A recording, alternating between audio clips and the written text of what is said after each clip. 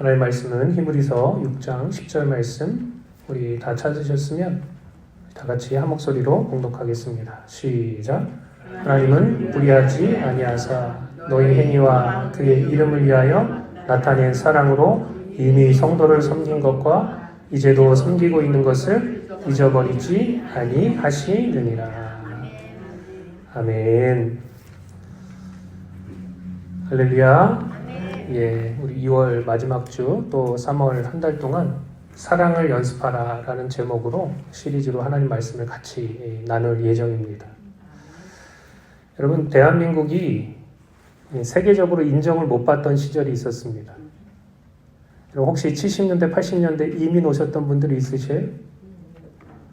그때 뭐 미국으로 이민 오셨거나 아니면 해외에 나가보신 분들은 아마 다 잘 아실 겁니다. 대한민국이 어디에 붙어 있는지도 모르던 그런 시절이었어요. 그리고 어딜 가든지 그다지 뭐 그렇게 환영받지 못했던 그런 시절이 있었습니다. 게다가 한국 사람들의 그 행동이나 수준도 그렇게 높지 않았어요. 시끄럽고, 그죠? 법과 질서 이런 거 잘 안 지키고, 다른 사람들 배려하는 그런 에티켓이 부족하고, 그런 시절이 있었단 말이죠. 그러면서도 우리가 우리 스스로의 그 모습, 그 행동을 문제가 있다고 여기질 않았어요. 그냥 그 우물한 개구리 안에서 살았었으니까. 지금 보면 여러분, 특별히 중국 사람들이 해외에 나갔을 때 문제를 많이 일으키지 않습니까? 근데 너무 당당하잖아요. 뭐가 문제인지도 모르잖아요. 사람들은 너무나도 싫어하는데. 근데 예전에 아마 우리 7, 80년대 모습이 아마 그런 모습이 아니었을까? 그런 생각을 해봅니다. 우리나라도 참 못 살던 시절이 있었고요. 참 수준이 낮았던 그런 시절이 있었습니다. 그런데 여러분, 지금은 완전히 다른 취급을 받죠. 그죠? 예. 너무 잘 살고 또 수준 높은 나라라는 것을 전 세계가 다 알고 있어요. 또 한국과 한국 문화를 좋아하는 사람들이 너무나도 많이 있습니다. 또 우리 스스로도 하는 행동이나 수준도 많이 높아져서 웬만해서는 어느 나라 갔을 때 다 환영받습니다. 한국 사람이라 그러면 공항에서부터 환영받아요. 여권 파워가 세계 2등입니다. 예, 대한민국이 여권 파워가 세계 2등이에요. 어디든지 가기 쉽고 어딜 가든지 환영받고 절차도 간단하고 한국 사람이라 그러면 그냥 패스 들여보내는 나라들이 얼마나 많은지 몰라요. 여러분, 그래서 생각해 보세요. 한국 전쟁 끝나고 우리가 얼마나 암담했었습니까? 제일 못 사는 나라 중에 하나였고 제일 수준 낮은 민족 중에 하나였어요. 그런데 5, 60년 새에 어떻게 이렇게 달라질 수 있었을까 할 정도로 완전히 다른 그런 취급, 다른 대접을 우리가 받게 되었단 말이죠. 여러분, 우리가 지난주에 출애굽기 말씀을, 그죠? 우리 같이 성경 통독, 정교인 공동체 성경 읽기 하면서 우리 출애굽기 말씀을 읽고 있지 않습니까? 이스라엘 백성들이 출애굽할 때 그들의 수준이 어땠을까요? 어땠을 것 같습니까? 네? 이스라엘 백성들이 출애굽을 했는데 그 수준이 말이 아니었습니다. 애굽에서 살던 그 관습, 그 수준을 버리지 못했어요.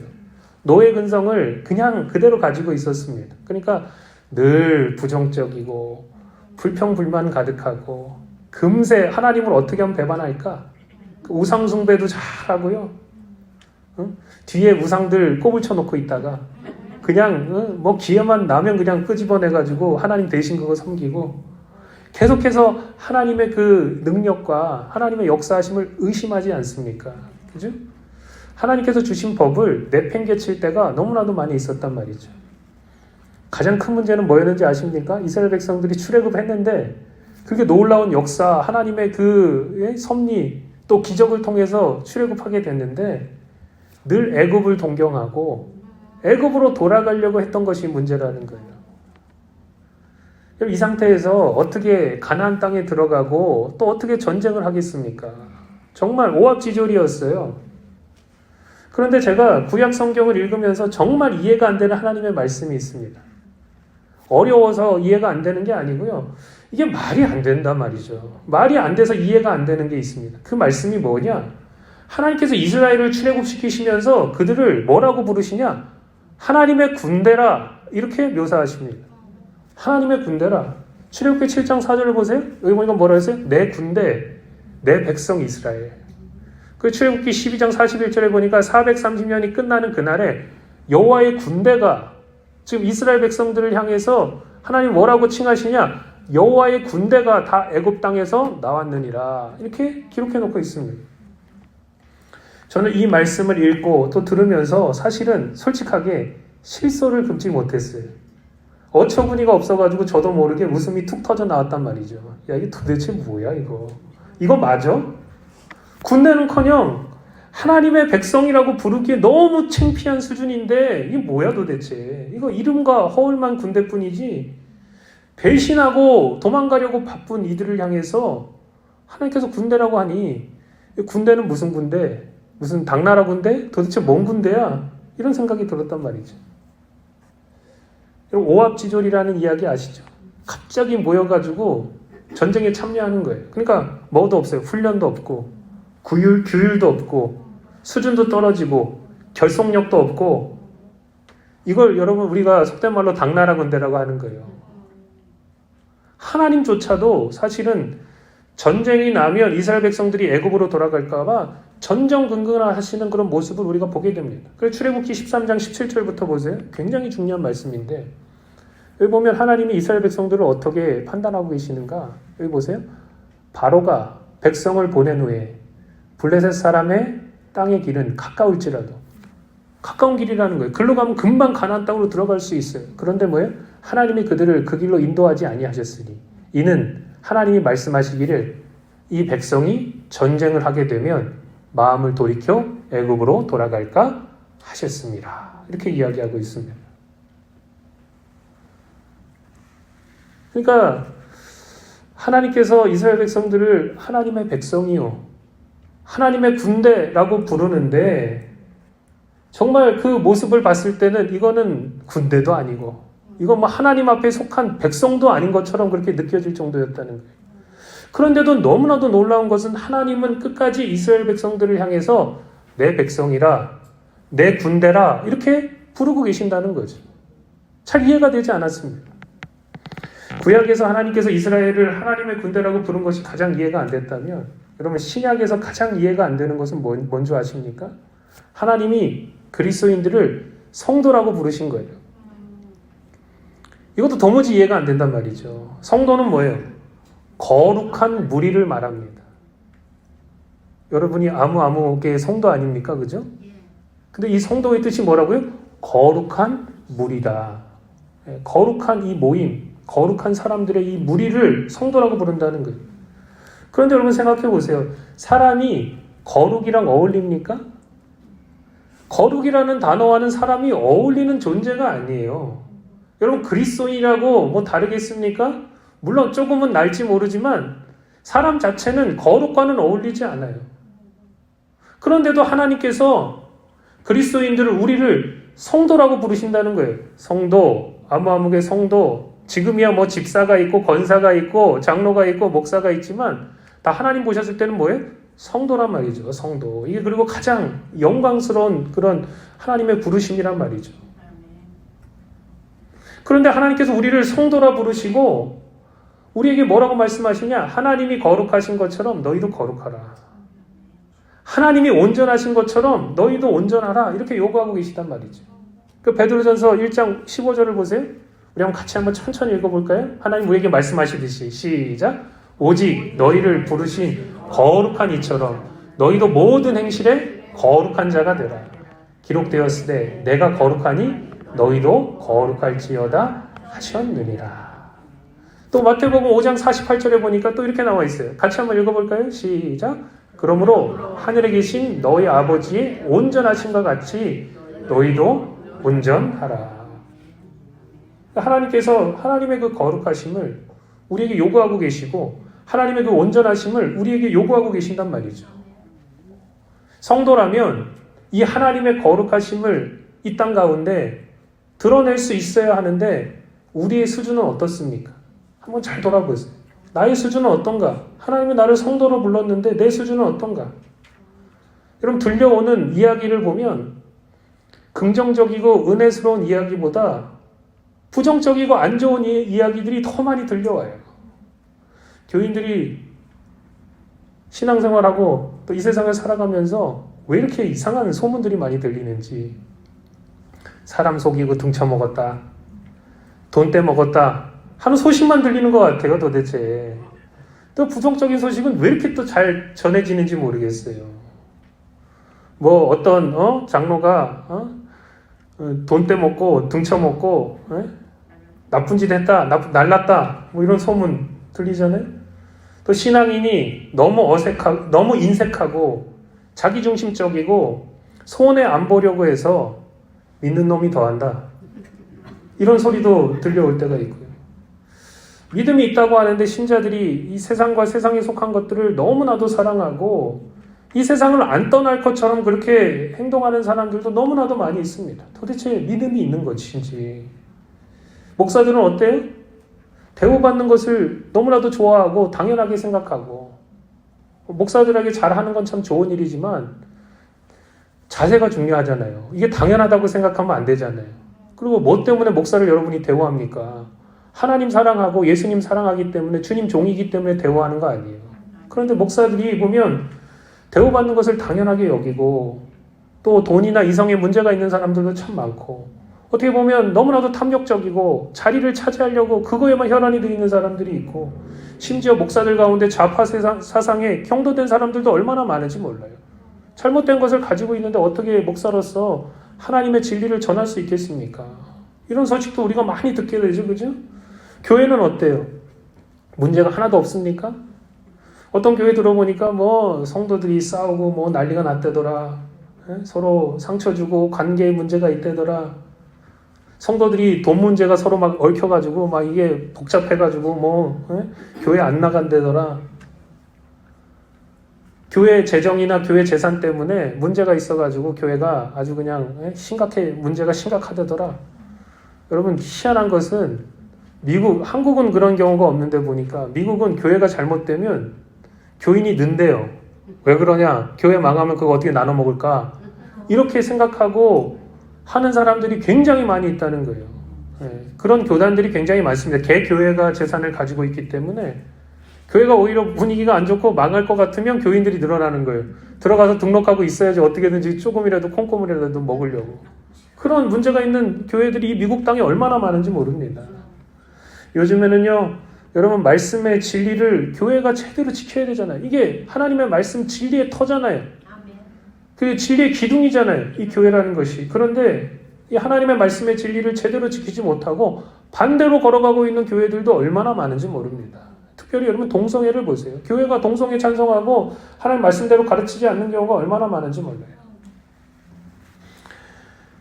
우리가 이런 소식을 심심치 않게 듣는데, 그럴 때 여러분은 어떤 생각이 드십니까? 어떤 생각이 드세요? 나는 그런 신앙인은 아니야. 나는 그런 목사는 아니야. 우리는 그런 교회는 아니야. 그러면서 그렇게 사고치고 문제 있는 그런 사람들, 교회를 여러분 손가락질하고 비난하십니까? 아니면 우리는 그래도 그런 수준이 아니라는데 안도하고 만족하면서 그렇게 살아가십니까? 우리는 이것에 있어서 만족하고 안도할 것이 아니고 이렇게 질문해 봐야 됩니다. 뭐라고 질문해야 되냐? 나는 정말 성도라는 단어와 어울리는 자인가?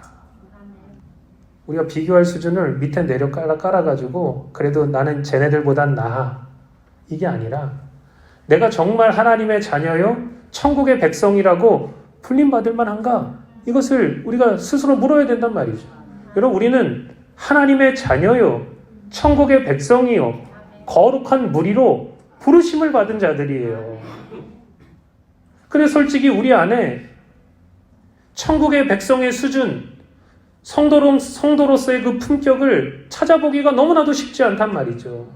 우리의 말과 행동과 태도를 보면 하나님의 자녀라고 하는데 하나님 닮은 구석이 거의 보이지 않는 사람들이 너무나도 많이 있습니다.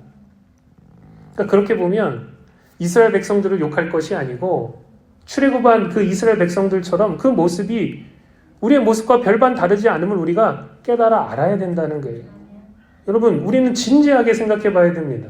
천국은 거룩한 나라예요. 또 천국은 여러분 사랑의 나라예요. 그렇다면 거룩하지 못한 자가, 사랑할 줄 모르는 자가 천국에 가서 그 천국을 제대로 견딜 수 있겠습니까?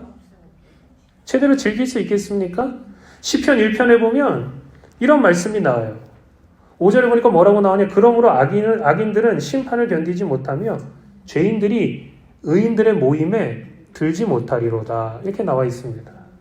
그러니까 천국과 안 어울리는 사람은 내가 아무리 천국에 간다고 해도 그게 천국이 되는 게 아니고 오히려 나에게 뭐가 된다는 거예요? 지옥이 된다는 거예요. 여러분, 천국은 영원히 우리가 하나님을 찬양하고 또한 우리를 구원하신 예수님을 찬양하는 곳입니다. 그런데 여러분, 우리가 이 땅에서 찬양하는 법을 잘 몰라요. 예배하는데 별로 기쁘지 않아요. 그냥 의무적으로 예배하고 있어요.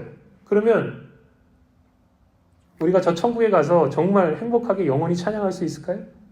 예수 그리스도의 그 십자가의 그 은혜, 대속의 은혜, 보혈의 은혜, 나를 구원하신 그 구속의 은총을 알아야지 여러분 평생 찬양할 수 있고 찬양하면서 더 기쁨과 행복함이 우리 가운데 샘솟을 수 있지 않을까요? 우리가 우리 스스로를 잘 돌아봐야 된단 말이죠. 사랑과 거룩만이 역사하는 곳인데 내가 사랑할 줄 모르고 거룩을 모르는 사람이 그곳에 가서 어떻게 견딜 수 있겠습니까? 전혀 그것과 어울리지 않는 거예요. 여러분, 만약에 어떤 우리가 무슨 귀한 그런 파티나 굉장히 중요한 모임에 가게 됐는데 어울리지 않는 옷을 입고 갔다고 생각해 보세요. 쓰레빠 신고 추리닝만 입고 딱 갔다고 생각해 보세요. 얼마나 내가 거기 들어서는 순간 부끄럽고 내가 여기 이 장소와 어울리지 않는 사람이구나 느껴지겠습니까? 여러분, 그런 경험 한 적 있으세요? 내가 모르게 여기와 맞지 않는 사람이구나 느껴질 때 여러분 정말 사람은 창피하게 돼 있습니다. 창피한 거예요. 그러니까 우리가 진지하게 물어야 됩니다.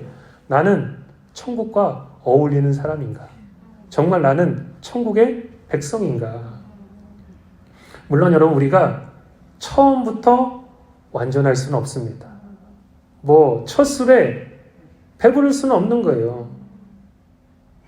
그리고 여러분, 우리가 이 땅에 있는 동안 100% 나는 완벽해, 그렇게 말할 수 있는 사람이 없다는 거예요. 왜요? 사람은 육체를 가지고 있기 때문에, 이 육체 가운데 머물러 있기 때문에 이 육체를 벗어나지 않는 한 여전히 우리는 연약하고 부족하고 뭔가 문제가 발생하게 되어 있단 말이죠. 여러분의 육체는 용가리 통뼈입니까? 대단합니까? 아무런 문제가 없습니까? 여러분 가운데 정욕이 없습니까? 그게 아니라는 거예요. 내가 아무리 거룩하고 내가 아무리 대단해도 이 육체가 내가 육체 안에서 살아가고 있는 한은 뭔가 문제가 있기에 마련이라는 거죠. 우리는 이 땅에서 절대로 100% 완벽해질 수 없어요. 언제가 됐을 때 예수님이 우리에게 새 몸, 부활의 몸을 주셨을 때, 그리고 저 천국으로 인도했을 때 우리가 완전해질 줄로 믿습니다. 그러니까 우리 가운데 정말 절대적으로 필요한 게 뭐냐? 이 땅에서 사랑과 거룩을 배우고 연습하는 것이 너무나도 필요하다는 거예요. 이게 너무나도 중요하다는 거예요. 이게 우리의 영적으로 걸어가야 될 방향인 줄로 믿습니다. 사랑을 연습해야 돼요. 거룩을 연습해야 돼요. 다른 사람과 비교하면서 그래도 나는 쟤보다는 나아 하고 만족할 것이 아니고, 여러분, 우리의 수준을 계속해서 높여 나아가야 된단 말이죠. 어느 수준으로? 하나님 자녀로, 천국의 백성으로, 거룩한 성도로 우리의 수준을 높여가야 된단 말이죠. 하나님께서 이스라엘 백성들을 내 백성, 내 군대라고 하셨을 때 마귀도 비웃고요. 그죠? 악한 영들도 비웃고 주변에 있는 민족들도 비웃었습니다. 그리고 심지어 이스라엘 백성들조차도 자기 스스로 그걸 확신하지 못했어요. 그 출애굽기를 읽고 있는 홍종대 목사도 속으로 비웃었습니다. 실소를 금치 못했습니다. 그들에게 전혀 어울리는 칭호가 아니었다는 거예요. 내 백성이라, 내 군대라, 내 사람들이라 라고 했을 때 전혀 어울리지가 않았습니다. 그러나 여러분, 사실 앞이 전혀 보이지 않는 것처럼 느껴질 때 도대체 이스라엘이 무슨 수로 어떻게 하나님의 군대로 선다는 것이지? 이러다가 광야에서 다 멸망하는 거 아니야? 라는 두려움이 드는 그 순간도 한두 번이 아니었는데, 그런데도 여러분 놀라운 것은 하나님께서 포기하지 않으시고 계속해서 이들을 향하여 내 백성이라, 내 군대라 일컬어 주셨다는 것이죠. 우리 신앙의 길도 마찬가지라는 거예요. 전혀 성도라고 어울리지가 않습니다. 그 칭호가 어울리지 않아요. 하나님의 자녀요, 천국의 백성의 수준에 우리는 한참 모자른 사람들입니다. 갈 길이 너무 멀어요. 앞에가 깜깜해요. 보이지 않아요. 그런데도 하나님께서 포기하지 않으시고 우리를 성도요, 자녀요, 하나님의 백성, 천국의 백성이라고 부르고 계신단 말이죠. 그러니까 여러분, 우리에게 가장 필요한 것이 뭐냐? 포기하지 않고 하나님 손 붙잡고 어떻게 사랑과 거룩을 계속해서 연습하면서 성도가 되어 가는 것입니다. 처음부터 완벽할 수 없어요. 첫 숟가락에 배부를 수 없습니다. 대한민국이 처음에는 이렇게 잘 살 줄 알았어요? 아무도 몰랐습니다. 하나님께서 이렇게 축복해 주실 줄 알았어요? 기독교가 이렇게 흥황하고 부흥할 줄 알았어요? 여러분이 예수 이렇게 믿게 될 줄 알았어요? 전혀 몰랐단 말이죠. 그런데 여러분, 수준이 끌어올려지고 대접받는 나라가 되기까지 60, 70년의 그런 세월이 걸렸단 말이죠. 이스라엘이 어느 정도 하나님의 군대로 서기 위해 1, 2년 가지고 되는 게 아니었습니다. 40년의 시간이 걸렸다는 거예요. 성도가 되어가는 것도 이런 마찬가지입니다. 한 사람 한 사람이 올바로 서야 되고요. 그리고 더 어려운 건 왜 어려운 줄 아세요? 그게 무리가 돼야 된단 말이에요. 한 사람 한 사람이 올바로 서야 되고 또 그것이 무리가 돼야 돼요. 이게 얼마나 어려운 일입니까? 한 사람도 세우기가 쉽지 않은데 그들이 모여서 정말 영적인 무리가 돼야 되니, 거룩한 무리가 돼야 되니 이게 얼마나 어려운 일입니까? 이것은 정말 쉬운 일이 아닙니다. 꽤 오랜 시간이 걸리는 일입니다. 그런데 이런 상황 속에서도 이스라엘 백성들을 이끌며 여호와의 군대로 만들어야 했던 모세에게 가장 필요한 것이 무엇이었는지 아십니까? 그것은 다른 어떤 것이 아니고 오래 참고 인내하고 기다려주는 거였어요. 주여, 모세는 그 온유함이 온 지면에서 가장 승한 사람이었는데, 주여, 이 앞에 서 있는 목사는 온유함이 참 부족한 사람인데 주님 어떻게 이 사역을 감당할 수 있겠습니까? 주님, 이 무리를 어떻게 하면 하나님의 군대로, 거룩한 하나님의 성도로 만들 수 있겠습니까? 여러분, 저희 온유함을 위해서 기도해 주십시오. 온유함을 위해서 여러분이 기도해 주세요. 우리 목사님이 좀 더 온유해지시고 좀 오래 참아주시고 기다려 주실 줄 아는 그 아량이 우리 목사님에게 필요합니다. 주님, 온유함을 주십시오. 여러분 기도하시고, 또 여러분 주변에 있는 여러분의 신앙의 동지들을 향해서 오래 참아주고 기다려주고 인내해주는 것이 얼마나 중요한지 몰라요. 때로는 여러분 목회하면서도 성도들이 마음에 들지 않을 때가 얼마나 많겠습니까? 여러분도 같이 신앙생활하면서 여러분이 보면 저 사람 보면 그냥 답답하고 죽겠는데 목사님은 저 왜 이렇게 가만히 계시지? 너무나도 힘들고 저거 못 봐주겠는데? 하는 경우가 얼마나 많겠습니까? 그런데 뭐예요? 모세는 그 온유함이 온 지면에 승했던 사람입니다. 참고 더 참고 기다려주고 인내했다는 거예요. 하나님이 그렇게 하신 것처럼 모세가 그렇게 하니까 여러분 하나님의 역사가 이루어지게 되었다는 거죠. 모세가 계속해서 인내하고 기다려주면서 하나님의 말씀, 그 진리를 계속해서 가르치고 이스라엘 백성들을 훈련시켰단 말이죠. 그것이 쌓이다 보니까 뭐예요? 나중에는 가나안 땅에 들어가서 그 가나안 족속들을 점령할 수 있는 진짜 여호와의 군대로 서는 놀라운 축복을 얻게 되었다는 거죠. 하나님은 우리 영적인 그 사모함과 우리가 성도로 서기 위해서 사랑하며 거룩을 추구했던 그 모든 노력과 수고를 절대로 잊지 않으시는 분이에요. 여러분 안에 그 겨자씨만한 믿음 하나만 있다 할지라도, 겨자씨 아시죠? 너무나도 작은 씨, 눈에 잘 보이지도 않는 그 씨, 그러나 그 진짜 씨, 작은 믿음이지만, 정말 작은 믿음이지만 그래도 여러분 안에 참 믿음이 있다면 하나님께서 그 믿음을 축복하시고 잊지 않으시고 사용하셔서 우리의 삶을 변화시켜 주시는 줄로 믿습니다. 오늘 성경 말씀은 이렇게 이야기하십니다. 하나님 뭐라고 말씀하시냐? 하나님은 불의하지 아니하사 너희 행위와 그의 이름을 위하여 나타낸 사랑으로 이미 성도를 섬긴 것과 이제도 섬기고 있는 것을 잊어버리지 아니하시느니라. 하나님께서 여러분에게 단 한 가지를 요구하신다는 거예요. 그게 뭐냐? 여러분이 하나님 앞에서 내가 하나님 자녀야, 나 하나님 백성이야, 하나님이 나를 그렇게 불러주셨어. 그래서 성도로서 올바로 서고자 하는 그 간절함, 그 사모함이 여러분의 심령 가운데 있다면 여러분, 하나님께서 여러분의 그 사모함과 간절함을 사용하셔서 여러분의 삶을 변화시킬 것이고 여러분 이 교회를 변화시킬 것이고 우리를 사용하셔서 하나님의 뜻이 이루어지는 놀라운 축복을 우리 가운데 주시게 될 줄로 믿습니다. 조급해하지 말고 좌절하지 말고 여러분 하나님 앞에 올바로 서는 그런 저와 여러분들이 다 되시기를 예수님의 이름으로 축복합니다.